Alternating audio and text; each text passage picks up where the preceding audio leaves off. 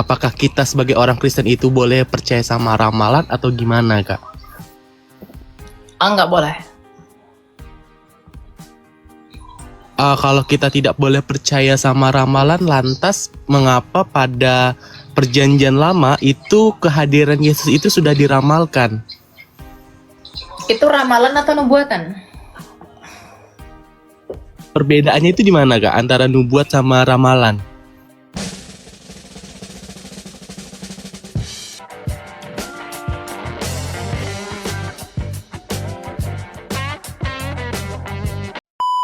Saya mau nanya ini, Kak, tentang pandangan orang Kristen terhadap ramalan itu seperti apa, Kak? Apakah kita sebagai orang Kristen itu boleh percaya sama ramalan atau gimana, Kak? Nggak boleh.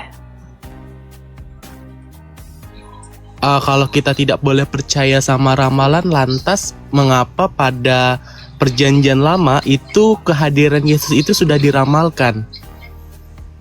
Itu ramalan atau nubuatan?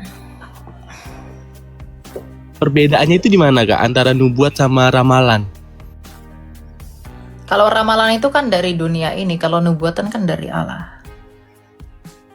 Saul itu mati karena dia meminta roh-roh peramal. Dia pengen berketemu dengan roh Samuel, padahal itu datang dari peramal-peramal, dari petenung-petenung. Ya, jadi ramalan-ramalan itu bukan dari Tuhan. Kalau nubuatan itu dari Tuhan. Nubuatan itu kan bukan merencanakan. Nubuatan itu adalah melakukan apa yang pasti di dalam pengetahuan ilahi. Memberitakan apa yang pasti di dalam pengetahuannya dia. Ya, meskipun itu nanti akan timpang tindih ya, saling bertindihan antara nubuatan di dalam pengetahuannya dan juga rencananya, itu pasti bertindih. Karena Tuhan merencanakan keselamatan, dengan demikian Ia menubuatkannya juga, begitu. Tetapi kalau mengenai peramal-peramal, itu kan di dalam Alkitab konteksnya kamu jangan menanyakan orang-orang peramal. Apakah peramal itu maha tahu? Kan tidak. Namanya juga peramal, datang dari iblis. Iblis bapa segala pendusta. Makanya dikatakan lain-lain. Gitu. Jadi jangan tanya roh-roh peramal. Kita harus tanya sama Tuhan, bukan roh peramal. Nggak ada gunanya itu roh peramal itu. Gitu ya. Siapa nama? Terima kasih. Oke, silakan Saya Tama. cari dulu. Oke. Halo Tama. Tama, DL, nggak ada ya? Oke, yang lama-lama saya skip ya. Ada banyak mau naik soalnya. Ya, silakan. Siapa ini? Kantong.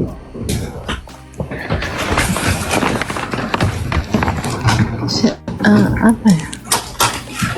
Ada yang mau tanya? Kan Kantong? Ada tadi Kak, cuma udah lupa aku. Mau tanya apa?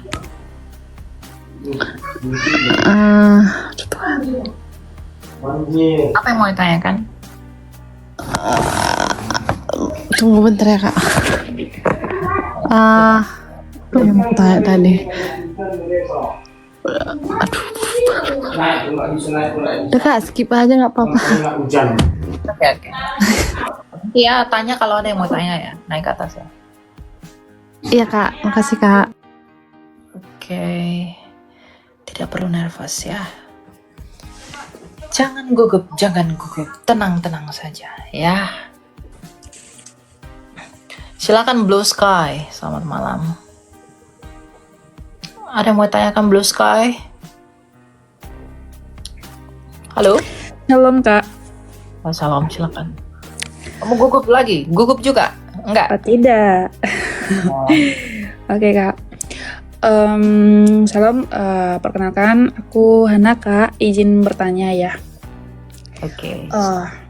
Untuk masalah agama kan Kak, kan mungkin kita yang Kristen sendiri pun masih bingung ya tentang Allah Tritunggal itu ya.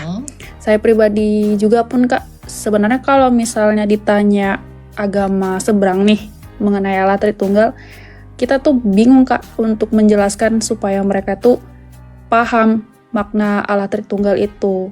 Dan sebenarnya kan kalau misalnya kita pahami dengan bahasa sendiri, mungkin kita akan paham. Tapi untuk menjelaskan ke mereka-mereka itu, bagaimana sih supaya kita bisa masuk nih, cara menjelaskan kita ke merekanya Kak, begitu.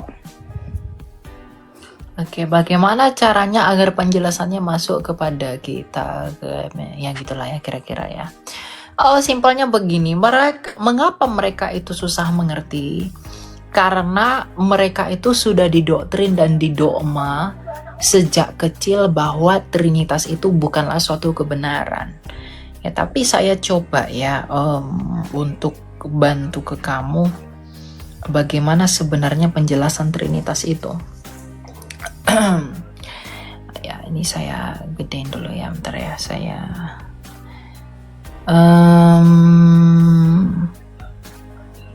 kita bersihkan dulu ya. Oke. Karena apa? Saya harus kasih nih. Oke.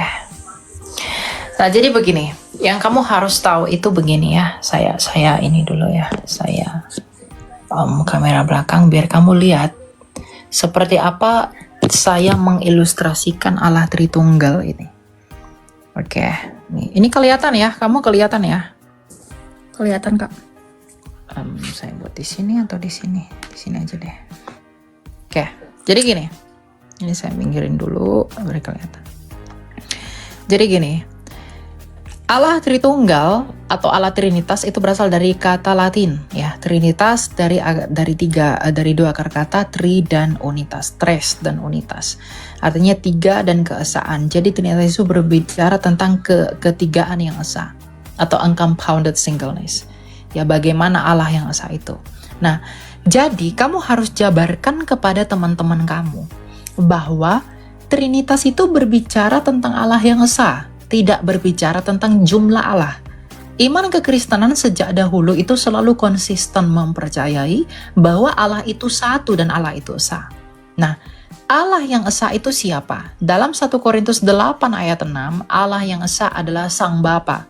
Kenapa disebut Bapa? Karena dia adalah sumber segala sesuatu. Dia adalah asal-usul segala sesuatu. Sang Bapa inilah Allah yang esa itu. Ya, nah di dalam diri Sang Bapa yang adalah Allah yang esa itu, dia memiliki firman. Yang oleh firman ini, dia menciptakan segala sesuatu. Makanya dikatakan berfirmanlah Allah jadilah terang dalam Kejadian 1 ayat 4. Berarti berfirmanlah Allah jadilah terang, berarti Allah yang adalah Sang Bapa menjadikan terang menggunakan firman-Nya. Ya. Nah, selain memiliki firman, dia juga memiliki roh. Yang oleh roh itu dia menghidupi segala sesuatu. Ayub 33 ayat 4 yang sekaligus merupakan prinsip hidupnya Bapa. Maka Sang Bapa bersama dengan firman-Nya, bersama dengan rohnya, itulah Tritunggal. Dan Yesus sendiri adalah firman yang menjadi manusia. Yohanes 1 ayat 14. Jadi makanya Tuhan Yesus disebut anak. Kenapa dia disebut anak? Karena dia sejak kekal ada di dalam Bapa. Dia sejak kekal terkandung di dalam Bapa. Sama seperti kamu, pikiranmu itu sama waktunya ketika kamu ada. Maka firman-Nya Bapa, firman-Nya Allah sejak kekal berada di dalam Allah, yaitu Sang Bapa. Jadi kenapa dia disebut anak? Karena Bapa itu melakukan apapun melalui firman-Nya. Makanya dalam pengakuan iman kita dikatakan Yesus itu tidak diciptakan tetapi dilahirkan. Kenapa dia dilahirkan? Karena dia keluar dari Bapa. Ketika dia keluar disebut dilahirkan. Dilahirkan itu bukan berarti dia harus kawin dulu, harus begini dulu, bukan. Ya. Jadi Tritunggal itu berbicara tentang kebagaimana Allah yang esa, yaitu Sang Bapa yang memiliki firman dan roh. Dan firman itu adalah Yesus Kristus sendiri. Nah, ketika firman itu menjadi manusia, lahirlah anak manusia namanya Yesus. Nah, Yesus ini punya dua kodrat. Dia adalah Allah karena dia adalah firman-Nya Allah Sang Bapa, dan dia menampakkan kodrat kemanusiaan. Dan ketika dalam keadaannya sebagai manusia, dia mati dalam keadaannya sebagai manusia. Jadi nggak ada Tuhan mati, itu nggak ada. Allah mati itu nggak ada. Yang mati adalah kemanusiaan dari inkarnasi firman. Makanya, kalau kalian mengatakan Yesus adalah Bapa, itu salah. Yesus adalah anak. Tuhan Yesus tidak pernah mengatakan bahwa dia adalah anak. Tuhan Yesus tidak pernah mengucapkan bahwa dia adalah Bapa. Dia selalu mengatakan dia adalah anak. Anak manusia, anak manusia. Bahkan para rasul mengatakan bahwa dia memang adalah anak, bukan Bapa. Gitu. Paham? Paham. Oke. Jadi Allah yang esa itu adalah Sang Bapa bersama dengan firman-Nya dan Roh-Nya. Jadi Allah Tritunggal ini secara tidak langsung itu berbicara tentang Allah yang hidup. Sang Bapa yang bisa mencipta oleh firman, dan Sang Bapa yang bisa menghidupi oleh Roh-Nya. Kamu hidup karena kamu punya pikiran dan kamu punya roh. Kalau kamu tanpa roh, kamu mati. Kalau kamu tanpa firman itu, kamu bisu. Kalau kamu tanpa tubuh, kamu hanya Casper. Jadi untuk komplit satu manusia blue sky, kamu memiliki tubuh, memiliki firman atau pikiran, dan memiliki roh. Tubuhmu adalah manusia, rohmu adalah manusia, pikiran atau firmanmu adalah manusia. Tapi tidak ada 3 manusia blue sky, hanya ada 1 manusia kamu. Maka Allah itu pun begitu. Ya, kalau Bapa adalah Allah, maka yang di dalam Bapa pastilah Allah. Firman yang di dalam Bapa pastilah Allah, roh yang di dalam Bapa pastilah Allah. Tapi tidak ada 3 Allah, hanya ada 1 Allah. Sama seperti kamu, kalau tubuhmu adalah manusia, berarti firman atau pikiran yang di dalam kamu pastilah manusia, dan roh yang di dalam kamu pastilah manusia. Tapi tidak ada 3 manusia, hanya ada 1 manusia. Kenapa bisa begitu? Karena kita dicipta menurut gambar dan rupa Allah. Paham? Oke Kak, paham Kak. Terus boleh satu pertanyaan lagi nggak Kak? Ya, silakan. Mau tanya apa? Kan kita di dunia ini kan berbagai macam agama nih Kak. Itu izin untuk dijelaskan Kak, bagaimana kok bisa manusia itu menciptakan agama itu sendiri Kak? Sedangkan kita tahu nih, manusia pertama itu kan Adam dan Hawa. Nah, terus mempunyai keturunan, anak-anak Adam dan Hawa itulah yang akan yang akan menyebar ke seluruh dunia kan Kak. Nah, itu prosesnya itu bagaimana? Oke, kenapa ada begitu banyak agama di dunia ini? Karena manusia berusaha cari Tuhan. Manusia ini berusaha mencari Tuhan. Jadi di zaman dulu pada masa animisme, ketika dilihat batu itu keren ya, kemudian batu itu wah cantik sekali, tiba-tiba ada sesuatu yang gejala alam yang terjadi sehingga mereka menganggap batu itu sakti, maka dituhankanlah batu, dituhankanlah pohon. Jadi semua orang berusaha mencari Tuhan. Dan disinilah letaknya uniknya kekristenan itu, bahwa bukan manusia yang cari Tuhan, tetapi Tuhan yang cari manusia. Makanya Tuhan Yesus bilang apa? Aku datang untuk mencari domba-dombaku. Kalau kamu misalnya seorang gembala, lalu kamu punya kambing atau sapi atau domba, kamu kehilangan satu dombamu, yang mencari kamu dombamu atau kamu? Tentu kamu. Makanya Tuhan Yesus berkata, akulah gembala yang baik. Aku menuntun domba-dombaku untuk masuk kepada kandangnya. Jadi Tuhan yang mencari kita nggak mungkin menjangkau Allah. Ketika Adam dan Hawa sudah diusir dari Eden, maka mereka tidak dapat lagi bertemu dengan Allah. Mereka diusir dari Eden. Mereka tidak punya lagi tempat bersama-sama dengan Allah karena mereka sudah kotor dan mereka sudah berdosa, sedangkan Allah itu kudus. Maka bagaimana caranya manusia yang sudah terpisah ini mencari Allah? Nggak mungkin. Karena dosa kita itu tidak memungkinkan kita bisa menghampiri Dia yang tak terhampiri. Tapi Dia yang tak terhampiri itu datang ke dunia ini, menyatakan dirinya oleh firman-Nya yang menjadi manusia. Jadi kenapa ada banyak agama di dunia ini?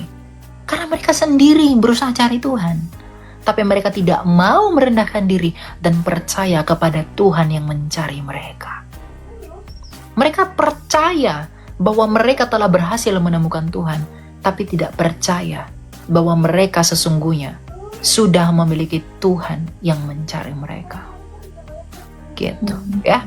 Jadi agama itu buatan manusia. Makanya kekristenan itu bukan agama sebenarnya. Lukas 16 ayat 16 dikatakan, hukum Taurat dan kitab para nabi berakhir sampai tampilnya Yohanes Pembaptis, dan sejak saat itu kerajaan Allah diberitakan. Artinya kekristenan itu adalah kerajaan Allah melalui gerejanya. Jadi kekristenan itu kerajaan Allah. Makanya di dalam Alkitab dikatakan kamu harus menjadi garam dan terang dunia, karena dunia ini sudah di dalam kerajaan yang gelap. Artinya dunia ini dipenuhi dosa, maka terang itu datang ke dunia. Ketika terang itu datang ke dunia, dia membawa kerajaan terang, kerajaan Allah. Maka kita yang mengikuti terang, kita harus menjadi garam dan terang dunia. Makanya gak heran kalau kita Natal, kita merayakan hari Natal itu dengan pohon terang. Itu bukan praktik pagan, karena sebelum Tuhan Yesus lahir, karena ketika Tuhan Yesus lahir, dia lahir pada hari raya terang. Namanya hari raya Hanukkah. Maka Yesus yang berkata akulah terang dunia, dia lahir pada hari raya terang. Karena dunia ini sudah tidak lagi terang, sudah gelap oleh karena dosa. Maka terang yang dari Allah itu datang ke dunia ini, menjadi manusia. Maka kita kalau mau menjadi terang, kita harus mengikut dia agar dituntun kepada terang. Makanya Tuhan Yesus dalam Yohanes 14 ayat 6 berkata, akulah jalan dan kebenaran dan hidup. Tak seorang pun yang dapat datang kepada Bapa kalau tidak melalui aku. Bapa adalah Allah, Allah adalah terang, Allah adalah kasih. Jadi kalau kamu mau datang kepada terang itu, maka kamu harus mengikuti terang itu. Gitu ya. Jadi kalau dikatakan bahwa kenapa banyak agama di dunia ini, itu manusia yang menciptakannya. Mereka berusaha cari Tuhan, menganggap batu itu bisa hapus dosa, ya, menganggap hewan-hewan itu bisa hapus dosa, menganggap patung-patung itu bisa menyucikan. Ya, itu nggak benar. Tetapi Kristus sendiri yang telah mati dan memberikan darahnya bagi manusia dan telah hidup kembali, itu adalah fakta yang tak terbantahkan. Namun di dalam hal itu kita memiliki pengharapan, jikalau ia sendiri dapat membangkitkan dirinya dari maut, maka apa alasannya kita ragu bahwa dia tidak dapat melepaskan kita dari kuasa maut yang adalah upahnya dosa. Jadi tidak ada alasan untuk tidak percaya kepada Kristus, itu tidak ada. Itu tidak ada. Satu hal yang membuat orang tidak percaya Yesus, karena dia merasa dia mampu, karena dia merasa dia hebat, karena dia merasa dia keren, dia merasa bahwa dia itu oke. Tidak, kalau orang yang merendahkan diri, dia pasti datang kepada Kristus. Orang yang mencari hikmat pasti kembali kepada Kristus, sang hikmat Allah. Gitu ya. Oke Kak, makasih Kak penjelasannya. Oke, kita lanjut ya kepada